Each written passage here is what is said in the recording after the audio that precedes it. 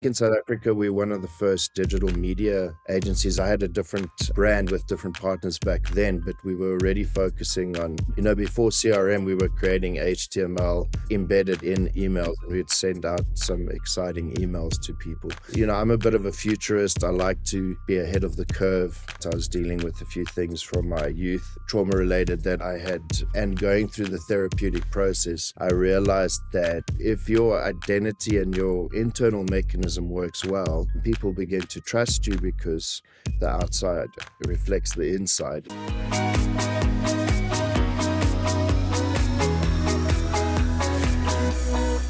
Welcome to the DevReady podcast, where we're helping non-techs build great tech. Today will be a slight variance in terms of the type of episode that we'd normally do. Bringing on a founder, director of business called 88 Studios, which assists in brand as well as brand positioning, also internal culture positioning, and then bringing a lot of AI technology into the way they deliver their offerings and potential solutions to clients.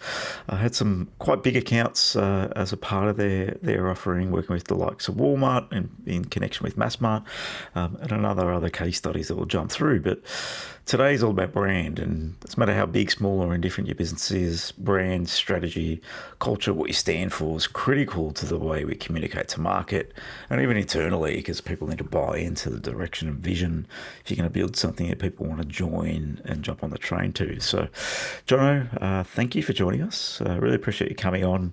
It's over a little bit earlier over in South Africa. Not that early now, because our daylight savings has shifted, so about 8 o'clock in the morning.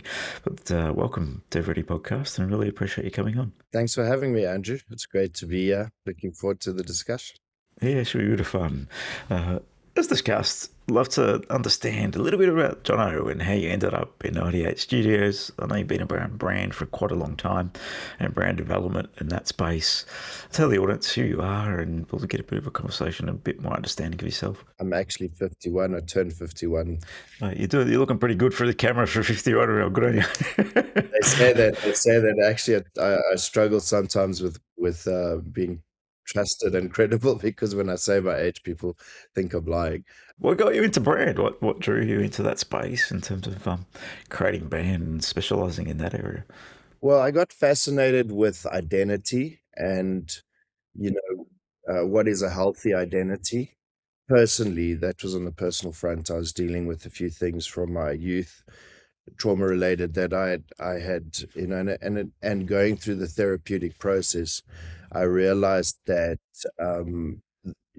if your identity and your internal mechanism works well, people begin to trust you because the outside reflects the inside. You can put forward a social self, and an inner self's not actually there. What happens is you create these smoke and mirror scenarios. Um, Carl Jung calls it the shadow self, or your inner part. So that subconscious reality.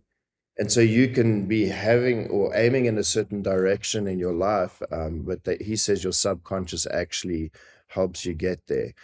And I studied business. I didn't finish my degree, but I was focusing on industrial psychology and marketing. And that was also another facet, because I realized my personal story could actually help. I could help businesses. So in a way, it's kind of a business doctor approach, where we do a diagnosis on your internal health and how that's being reflected through your marketing or your brand promise. And so then we do the prognostic, and that's often where the AI and the currently, but it's been 25 years now. I'm actually Gen X, so we were always on the cusp of technological development. Yeah, in that stage, you saw technology come through, and you have to. Yeah, so it's been a growth with technology, from one level to the next. In fact, I think in South Africa, we're one of the first digital media agencies. I had a different brand with different partners back then, but we were already focusing on, before CRM, we were creating HTML embedded in emails, and we'd send out some exciting emails to people. So we've always, I'm a bit of a futurist. I like to be ahead of the curve. So I'm constantly exploring that. But the focus there would be identity and how we could bring. And then I studied performing arts. So What got you into performing arts? Was it just yeah, what was it? Explain. That's interesting. Yeah, very creative of all angles, I'm imagining. Yes. yeah. I'm a creative, so there's the artistic element of that, and I guess it's about creating an experience. So um, I had art and music, and Yes. eventually I went into that aspect as well. So that yeah, there was that obviously reflects in how we do brand touch points. Yeah. Okay. How does that relate? Explain it. It's obviously the experience side, but how does that relate a little bit? I mean, I grew up with a dad who was an industrial designer or design thinker, and so there was that aspect too where we're bringing design thinking into the equation. And I suppose we'd look at the culture aspect would be my Mediterranean side, how to build good culture within. Good cultural relationships. Yeah. Connection. But Yeah. then my German side would be the engineering aspect where we apply design thinking to if these are the factors that are healthy, because we believe, if a plant's healthy, it naturally grows. If a child's healthy, it naturally grows. And so if you discover those health factors and then you see and when you're looking into the business, when those health factors are in a good place, then your brand is in a good place. Oftentimes people mistake brand for being your visual identity, which it is part of, but it's actually who you are, it's what you stand for. So we actually apply an archetype exercise, and that's also from a Carl Jung perspective, where your brand is a certain archetype as a business, and oftentimes that's rooted in the founder. Yeah, they're driving it forward, yeah, or your executive team, depending on size and scale of business. Yeah, we can do, yeah, okay, all right. Archetypes. What type of archetypes are sit in a business? Um, so I mean, if you think of characters in a movie, you get a villain, you get a hero archetype, you get a mother archetype, you get, like, as in Star Wars, you've got a Yoda, which is the wise sage. You get the ruler or the king. Maybe like in Lord of the Rings, there's the king and his archetype, and then you got Gandalf, the wise wizard. And so if you think through all of these archetypes, it's basically an expression of who you are. So we start there. Then we move to what you stand for, what your values are. That forms your vision, actually, that propels your mission. But it starts with those values. And then we start looking into your staff and your people, and do they embody? So we had, for example, one scenario with a pharmaceutical company called Lita Pharma, and had there was a point in the time where they asked our services. So it would be 5 different companies were being bought over, and they had different cultures. I mean, you had a sort of a Christian ethos company, and you had a wild party company, and you had so there were these 5 different cultures that you now had to merge and bring into one culture. And they had asked us, how do we. And so one of our things is, if you've got a problem, we'll solve it. A little bit of vanilla ice there. But it's basically your challenge in that becomes our inspiration. And I suppose that's where the AI innovation aspects come to play, because we're looking at what are the factors that need solutions to. And so there we started working on. We would do these big events, right? And that was great, rah, getting everybody together, using different tools and ways in which we would do that. And the entertainment side is we'd make it fun. So it would be a fun process for them to do that. In this, but then we found, okay, between one event to the next, you can't live on events. And so we started with a digital platform scenario where whatever we were trying to establish in that event, we drip feed through the months. Okay, so continuously, yeah, engaging, because it's easy to go, yeah, we've all done it. We've been to an event, we've purchased something, even as a business, as a training, and it's a one-off, and then a week goes by and everyone's just doing everything as they used to. because there's no action component. What are we following up on? There's no continuous flow, feedback mechanisms, so it all gets a little bit lost. Events are great; they're good, bit of, like I said, a bit of rah-rah. But yeah, I think there needs to be more to them. How do we really drive it into the business, the culture, etc. So the touch points. What was it? Is more education, or was it a bit more than that? It's a combination of things. So we started with gamification. So we gamified the workplace, because a lot of people are doing, is it the stick or the carrot? And so oftentimes people are just mandated to do things rather than and in the Walmart space, one of the other challenges is they would do the orientation, they would do it in person. And so you'd have to book the venue, book cater, and you can imagine with a company like Massmart Walmart, they've got about, I mean, I think at that stage it was 40 to 50,000. Now they're 80,000 employees Mm-hmm. across the country. Yeah, it's So a with this huge amount of geographic people. distance, yeah, yeah, and the exorbitant cost of having to onboard people, and then had very high churn, staff churn. Now this is blue collar workers, and back in the day, this was about 15 years now or so. The argument was because I said, well, everybody uses this, so why don't we use what they use and start building a game space? And that would be we implemented rewards and recognition, so you could actually, yeah, and then a fun little character that we created, a fun little mascot character that was called Zanelli the zebra, and he became he it was a weird thing because what we had created, people, because we weren't allowed to mandate it, and that was the general manager said, don't mandate. I said, that's fine. We'll drive campaigns, we'll get people on board, we'll get them excited using gamification to do that. And if you started seeing one of your colleagues living or expressing a value, then you would do a shout out, and there would be also a nomination process. So there was a recognition aspect. Then we got small tangible rewards, and we negotiated with Vodacom, which is a telecoms company here, on doing reverse billing so that employees didn't have to pay to get onto their phone to use it.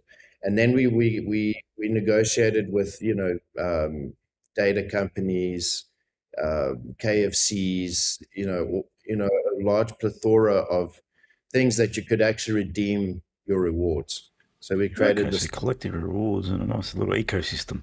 Yeah, brilliant. So also, if you did the training, if you did the orientation, if you did the health and safety, all of that, we had a way of measuring employees doing that, and then that would accumulate onto um, a scenario where they could now redeem their rewards. So it would be, we found small tangible rewards worked really well, rather than, Fascinating, yeah, because that's probably that feedback loop's quick. Yeah. yeah, yeah. How, in terms of the success rates or something along those lines, in such a big organisation where everyone's got many personalities, driving culture gets harder the bigger the business gets. It's just a reality. How do you scale it? What sort of success rate did you have? What sort of uptake in that space did you have within those organisations? Well, in the first, before we did the rewards recognition gamification, they tried, no, that's too expensive. That's going to be silly. And I said, if your staff churn slows down, you actually, and your orientation You're saving money. is Yes. digital, and so we had that debate for a while, and there was slow uptake. As soon as we introduced the gamification side of things, within 6 months, 10,000 people had signed up. Remember, they had to do it voluntarily. Oh, wow. Yeah, yeah. That's a voluntary of signing. Yeah, well. Also, work in their salary package that there's a nice entry level kind of smartphone, and guys love that. We get a smartphone. We don't have to pay for the data. Some of the rewards would be I can actually get data. People love connecting on their phone, especially if they come from a blue collar, more poverty environment. Now there's 80,000 people on it. Now the culture is that you start with that, and so that became the culture, you know. Yeah, fascinating. That's a huge success story. Yeah, in terms of the scale that started from, and yeah, in terms of taking something that was not a requirement, wasn't mandated, and pushing it through to 10,000 people at once. That's significant in 6 months. What was the messaging? Because it's obviously communication's critical, and pushing that through. How did you drive it internally? Because it would have been internal marketing, I'm imagining, through to everyone. Yeah, we had to do obviously with a more traditional approach. So we'd put posters in the warehouse, in the factories, in the stores, and and then that would be you could contact and get the ball rolling. Obviously, with new staff coming in, that was part of what they would offer. So the campaigning was key. We used Nelly the zebra. Oh, that was an interesting story because I didn't see that coming, but it made sense to me in the end. We created bigger eyes, so more it's the psychological thing. I guess when you're a child, you would watch cartoons and it would create this. Yeah, we all did. Watch them when you have kids again. Yeah, but it's this trust thing. I know with Bill Clinton's campaign, they actually enlarged his eyes slightly. Oh wow, interesting. Yeah. Well, it creates more trust. It's that childlike openness. You trust a child because it's and so Okay, that's an interesting psychological thing, right? you could tell me or ask me, and you could send a little message. We had a scenario where a lady, messaged and said, "My boyfriend's cheating on me. I don't know how to deal with that." And so then we realized, okay, we may need to put psychological help on the back end. Somebody said, "My child drowned." Now remember, they're speaking to a zebra, and it was wild because then we had to give psychological therapeutic support to those. So it was like people were asking financial advice, so we'd start getting on their support staff, um, experts in different areas, and that was yeah, so your wellness, it helped with wellness, general wellness. But again, it was strange to And, then it goes see them communicating through a zebra. for a zebra. Yeah, well, in terms of cut through the churn, how did that impact churn? In terms of what was the scenario there?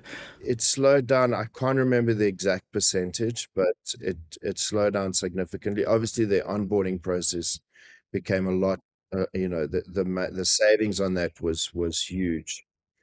Um, also having done that work with a pharmaceutical company, Lita Pharma, they were eventually bought over for, I think it was 3 or 4 times the value. Um, so there's a massive case study on the growth trajectory that they went on, just because of culture. So culture, again, don't underestimate the power of culture. I believe culture beats strategy hands down any day. So when we do brand strategy, we look at culture first because you can come up with the most brilliant strategies if your culture's swinging the other way. That doesn't You're not happen. going to be able to deliver it on anyway, are you? That's the challenge. If the people internally are not buying in or have clear direction, I think it's more around alignment too is a critical factor that you miss when you're looking at culture. Is everyone aligned to the vision, direction, what the values become, what we live, what we stand for, what we're going after? A lot of businesses miss that, and yeah, when you do miss it, you're just burning capital. You're burning investment, and then churn digs in if you haven't got consistency across it. When you're building or doing brand standard strategy or even the cultural component, unpacking it, where does it begin? Because it's not a business has been there in your case for many years, long time, might have a lot of history. Is the culture just pulling out what it is, or is it reinventing it in some cases? It's a strange combination of because you know that your values on the wall, they just sit there in many businesses. And Putting values into action is sometimes a little bit more challenging. yeah, but do you really? And when we start exploring, oftentimes we believe attitude or leadership, what do we say? Attitude reflects leadership. So oftentimes, people are like, fix my culture. And I'm like, well, we start with leadership because, again, attitude reflects leadership. So if that's their attitude, so there's two facets to that. We look at what are you celebrating and what are you tolerating. So because what you celebrate, you cultivate, what you tolerate, you cultivate. And so we look at those factors. We also look at the kind of model and example that the leaders are. So we'll start with their archetype as the founders, as the leadership team. What are their true values? Because again, and I guess that's a bit of the diagnostic. If you go to a doctor, you're not going to like always what you hear the doctor saying. Actually, yes. And it's The like, well, values on the wall sometimes do not represent what's really getting pushed out there. Yeah, you know, because your in most cholesterol, cases they're not being lived. yeah, your cholesterol's high. You've got to do X, Y, and Z, and it's like, oh no, my lifestyle has to change. Well, either reflect the true lifestyle or really do change your lifestyle. Um, When you say reflect the lifestyle, what do you mean by that? So either own what you are, or what does it mean? yeah, exactly that.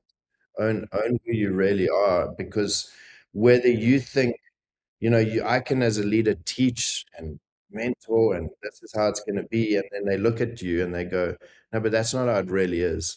And it doesn't, a year or two in, an employee is going to start picking up what it really is. You can say, Well, a good example, you can say we're all about innovation, but when rubber hits the road, profit is all that matters. And that's very two a different. cool thing to say, we're innovative. And then I'm like, okay, so if somebody comes to you with a new idea and they're not higher up on the hierarchy of that business, are you really open to that? Or if they're asking, why are we doing it this way? Because a lot that, and that's something in my business I cultivate is it's why, ask why, ask a lot of why, because we want to think. So if you haven't got the culture of why in your business, there's no ways you're innovative. That's a very interesting point. The ask why. That's the question of exploring. Right? How do people explore? Um, live with a bit of wonder in their life. The why question comes out. I've got a little 3-year-old and I hear why every day of the week. It's so that is the wonder that's exploring. Curiosity, right? Yeah, exactly. So how do you drive curiosity? The why. Yeah, fascinating. And one of the things that did grab me, I was visiting Disneyland, and Disney's ethos back then, which it still should be, and I think it is. I know there's been a lot going down with Disney recently, but their thing is we entertain. So I saw a street sweeper. He was literally sweeping the streets, and then kids passed by, and he started playing with them with his broom, and it became like a whole entertainment scenario. And then I was like, okay, they doesn't matter if you're the street sweeper or you're the CEO, the culture. You're still living the value of the mission culture. Yeah. So their archetype, for example, is magician. So they're creating magic. That's part of their archetype, and you can actually see they've got a three that well they had, I don't know where they are now, but back then they had a 3-month orientation process. You first had to understand the Disney way before you could embody it. But I suppose where the AI aspect, and that with AI coming on, we started looking at an AI um, that we would input what the culture is, what the true values were, and that it becomes your, and that's something that's fairly new for us, that we're recently developing, is we'll ingest those cultural aspects, the values, and then people connect with their company's AI basically. That helps enable that process. Yeah, yeah. So I mean, we found because people, fortunately or unfortunately, we in the generation of Oh, we've got a phone. Everyone's walking around with one. You walk down the street and everyone's looking at a phone most of the time. It's yeah. Where the value it brings is great, but also the disconnect it brings is interesting. But you get a digital connect as well. But yeah, we're going to meet people where they are. So if they're on a phone, in terms of that angle, is personal views on social and algorithms and, the way in which digital can actually hurt culture. Oh, I'm sure it That, can. that's, a, that's a macro discussion. Yeah. But unfortunately, because people do use it, rather than push against culture, go with and then embed what You got to go with it. you do that. Yeah, yeah, yeah. Of course. So if someone's engaging, so the AI journey, when did it begin? How did you imagine this could work? What did it look like for you? I mean, I suppose I've always seen it as interfaces, whether it was DOS 30 years ago, or it's AI now. I just see them as helpful interface or a bridge between you and another person. Bridge is a good point. Yeah. Yeah, yeah. So, and that could be not only internally, so we'll start internally, but then we do actually start looking at marketing solutions and also how you express your brand to the public or your customers or your clients. Because people also align with culture. They align with your values. People, if they find out, for example, that you're using factory workers in a foreign country and it's basically almost slave trade. People actually care Yeah, it's not a good look. Yeah, they do. a lot of what you care about, and I mean genuinely care about your clients and customers relate to, connect to. And again, we use digital algorithms, so it's a little hypocritical. Don't we all? Yeah. Yeah. But algorithmically, we can discover your value. Sorry, what you stand for, your values, your ethos, and then there's a whole bunch of people and customers and clients out there that resonate. And so we actually there we also because these days it's not SEO as in search engine optimization, it's search everywhere optimization because people are searching through Gemini or Grok or ChatGPT. That's how they finding, I need X, Y.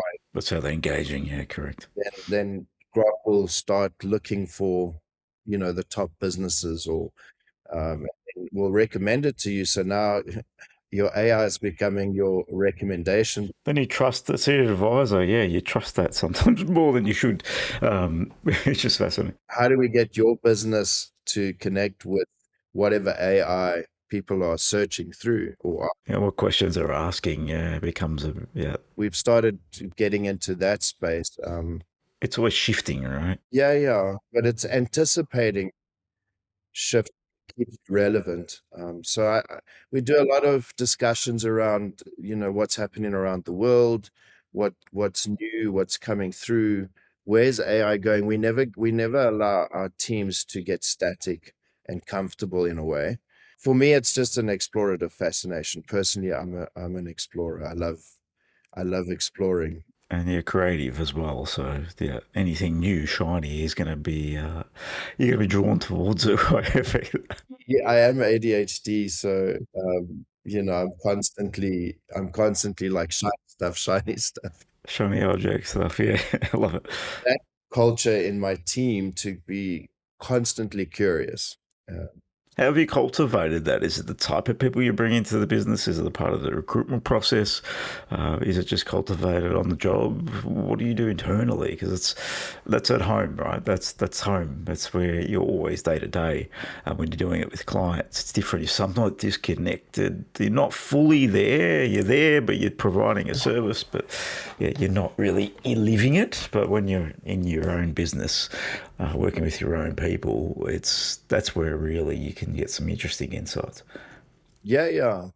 I think it's um, asking questions and valuing the input, whether you think it's dumb or not.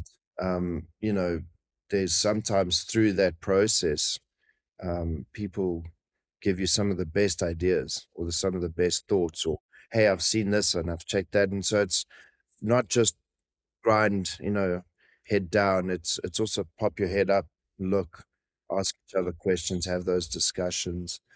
But also part of the recruitment process in our team specifically, we look for certain types, I guess. We use Jordan Peterson's tool, actually, Understanding Myself. Okay. I haven't heard of them myself, actually. Yeah, so it's a profiling tool. Yeah, it's kind of it deals with the big five. So the sort of proclivities or personality traits and one of them, for example, is openness to experience. And if you're higher in openness to experience, it means you've got that curious, explorative nature. I mean, there's other facets we look at, and we don't want a one size fits all either, because otherwise we just No, you need a mix. Yeah, become execute it. yes. It's very true.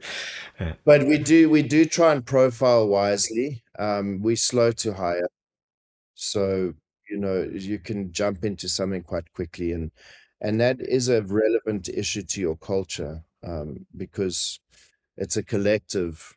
Again, the leadership That creates the culture. catalyze or stimulate, but the culture is really something that people catch and live out, and they need to have that proclivity. They need to kind of be aiming in that direction, for it to really work.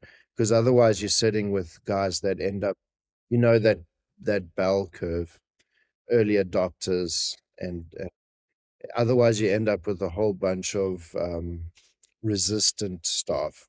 And when you start getting that, it becomes more and more. It starts swinging in the direction you don't want it to go. So yeah. No, correct. Resistance just slows everything down. The opener side, yeah, like you said, I think there's a bit to it. So you need a good mix of people, and everyone can add value to an organisation. How you ensure that people are just coming from a similar place, I think that's slow to hire is a good point, because if you hire too quickly, you can just bring anyone in, and it's just I'm looking for a bum on a seat to do some work, and that's really not what could deliver a good outcome. And I found that it's never really worked that way. It's how to ensure, one, you're getting quality, but two, they buy into the direction and what you're trying to achieve as a business. And then that goes back to that alignment piece.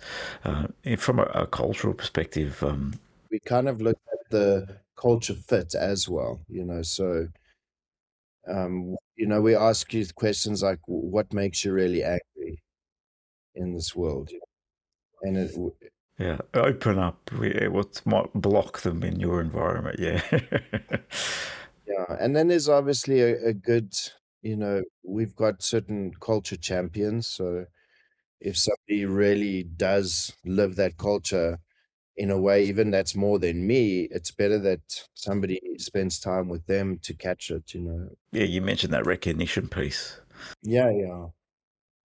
Rewarding the delivery of it. Seems like culture's a big thing in your world.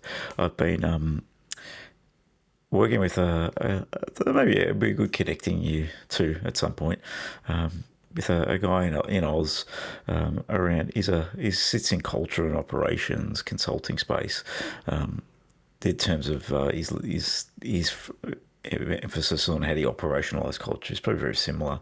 How do you measure it? How do you track it? How do you reward it? How do you get a gauge of where people are at? How do you ensure people are aligned to where we're going?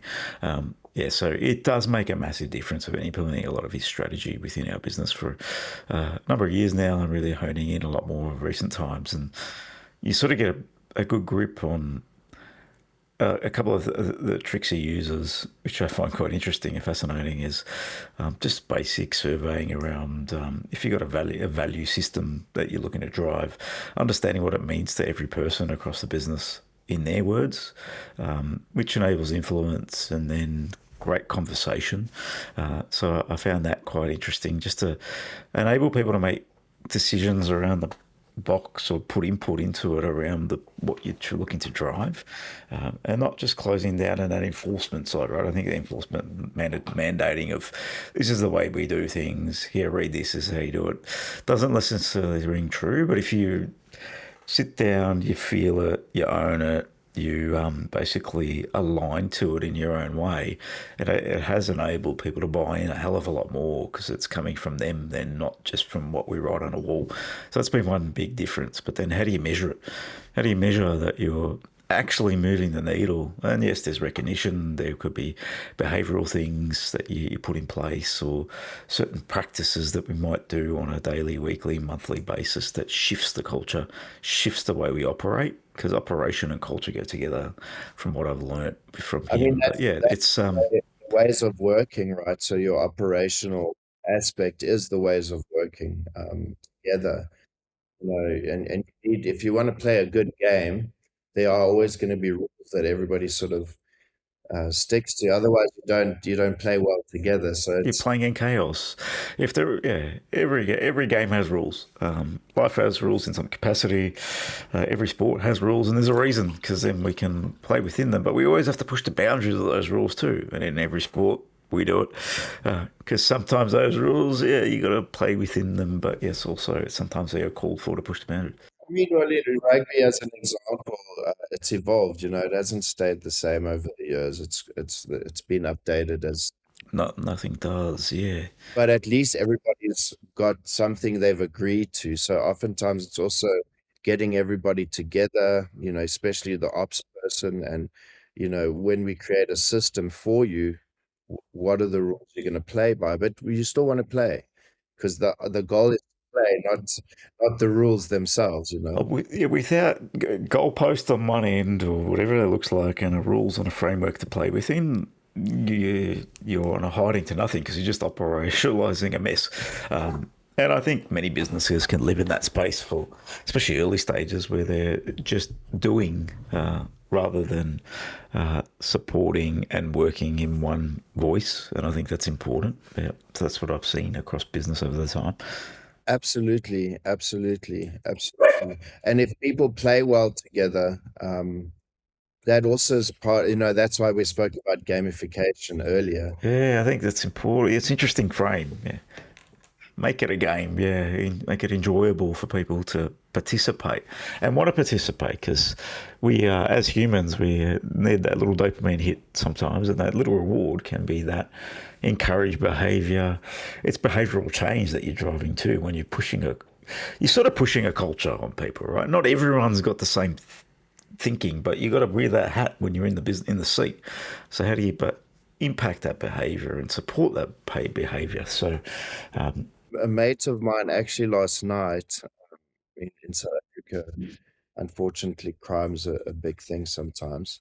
But he got a home invasion. He was out, we were at a meeting and his three kids were home, and they had a break-in last night, and the kids were held with gunpoint. They were tied up. It was pretty insane.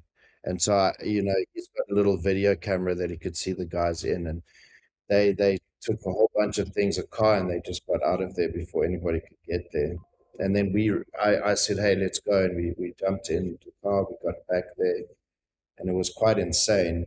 oh, it's horrible. Yeah, that's He was 13, and I saw him just, I could see he's upset, and that's traumatic. of course he's upset. Yeah, it's a trauma event. Yeah, They got a pool table in their thing, and he was shooting a few things, and I didn't ask him how he was or anything. I just joined and started playing, and as we were playing pool together, just naturally started speaking and processing, and it was playing together actually helped him start talking about the fact that he felt guilty about something, or whatever and so we worked through a lot just by playing together. And so humans are like that. Is we when we play together, we bond. The family games you play, all of that. So a lot of bonding comes through the play that you create in your workspace. Now, a lot of people feel, no, but my staff has to work. They've got to be, and it's like, yeah, they've got to work, but if they're spending 70% of their time in the workplace, surely you'd want them to and then build friendships and relationships too, because it's important for the way the business operates. And if they connect with their team a lot better, they're open to have more conversations and they're open to raise issues. And if they're not and they feel like they're not going to be heard, then it just closes everything down. So yeah, it's important that we do connect, and we are humans. In the end of the day, we spend a lot of our time in a workforce working, evolving, working in a business, and it's you want to make it feel like a second home. That's the intent that you'd always want. It's not always achievable, and you have your challenges, but you want to be persisting and working towards that, just to make sure that it's the right people in the room and everyone's connecting at some pace. But like you said, you don't want everyone the same, but you want everyone living in a nice, happy ecosystem, but with fair and reasonable questioning, and the why is actually a really good way to frame it. And I mean, oftentimes, if your business is over micromanaging, that's a reflection of your culture, because if you've got the right culture, you won't have to babysit your staff. You also won't have people leaving so easily. And then oftentimes, if your culture was toxic, when people do leave, you have no idea how much brand reputational things are happening, where people are smacking your company, and everyone gets to know, oh, okay, that's that company. And that's not, you don't underestimate the effect it has on your brand perception or your brand promise. If people aren't being treated well, you probably, I think it was Richard Branson who said, if you treat your staff well, they'll treat your customers well. So, there are definite principles to, I mean, Apple would be the cult-like world that Steve Jobs had established. But there's definitely, if you've got that right, people do work harder. They care about the business. They care about your clients. Oftentimes you go, well, they're going to abuse the process. And then I'm like, maybe you're abusing your staff. And so maybe that's why they're abusing the process. Maybe that's why, exactly. Yeah. Absolutely, because you've got a more productive staff. They're performing better. Less people, more people are staying, because the cost of having to let someone go and then find a replacement. I mean, all of those things have an impact. It's huge. Yeah, it's huge, and the impact and the learning and the training and it is a major cost that people don't consider. Letting someone go is a difficult thing, especially if they've been around the business forever. If they're a cultural problem, sometimes a much better way to let that frame out. We've had people in our business in the past that have been dragging others down, and once you let them go, it's just that frees up everyone else, and you sometimes see the impact very quickly. But you want to make sure you attract the right people, and then you cultivate the right the culture. Otherwise, it can be painful as well. If you get the wrong people, the wrong seats. Yeah. I mean, then you're swimming upstream. But also good luck with, keeping Gen Zers around. I haven't had that problem yet. I've not really gone there too much yet. Yeah. You don't have something that, I call it, it's a learning loop. There's things they can learn from me, and there's things I can learn from them. So it's reverse mentorship, and it's not a case of, traditionally, maybe a couple decades ago, it was very strongly hierarchical, where it's, I know everything and you've got to come through the corporate ladder to get to where I'm at, instead of, well, no, if, there's things I can learn from you. And by the way, that's also one of our keys to innovation is, um, I said earlier, I'm 51. If I'm constantly think I know it all, my posture then becomes, I'm not open to learning myself. And there's a lot of things I can learn from, new ideas that are coming through with people fresh out of studying, or students that have just now entered your business. They come with a whole lot of fresh ideas, and you want to stimulate that by asking them to learn from them. And when you're learning from them, the natural instinct is going to be to learn from you. And that's sort of, those dynamics are often missed. And a lot of time, this gets perceived as, fluffy stuff, you know. It can be fluffy because it's hard. I think people have found it difficult to measure and quantify. And I think that's why it gets that rap of culture. I can't measure it at all. What does it mean? I can see what a revenue looks like. I can see if marketing money comes in or sales come in. I can measure all this stuff. But that soft thing is very difficult to measure. And sometimes it can be that piece that actually moves the business forward. If you build a creative, innovative culture, like you're the framing, then your business can really evolve and grow and catapult. If you build a closed and business as usual and just clock off when the doors close, it becomes stale and stagnant. So, but difficult to manage or measure, right? So how do you really measure it? That's probably the challenge for most organizations. Well, that's why with um, a technology, in a way, we've created these health factors that are measurable because of that specific scenario. You know, measure? How do we measure it? Yeah, you've got the obvious things like performance metrics, staff churn metrics. But performance doesn't mean that person is really a good fit for the culture either. You can have really great performers that are toxic in the environment as well. Seen it before, been around it, and yeah, they're great performing on the outside, but inside they cause chaos. So it doesn't necessarily mean. Maybe individually they're performing well, but the team isn't performing well, you know, for example. But it's also sentiment if I'm enjoying working together, I'm gonna stick there. I'm gonna give that bit of extra effort, you know.